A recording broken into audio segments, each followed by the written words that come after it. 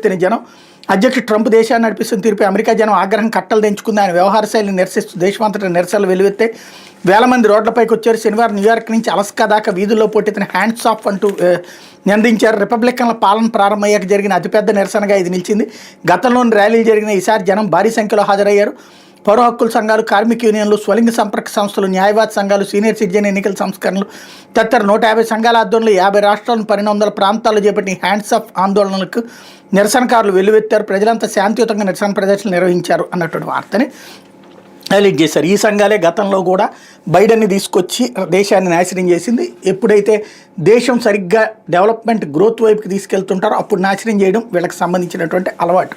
లేకపోతే మౌలిక వసతుల కల్పనతో ఆకర్షిత భారత్ అంటూ రామేశ్వరం ద్వీపానికి వెళ్లేందుకు నూతనంగా నిర్మించిన పాంబన్ వర్టికల్ రైల్వే వంతెన ప్రధాని నరేంద్ర మోడీ ఆదివారం ప్రారంభించి జాతికి అంకితం చేశారు.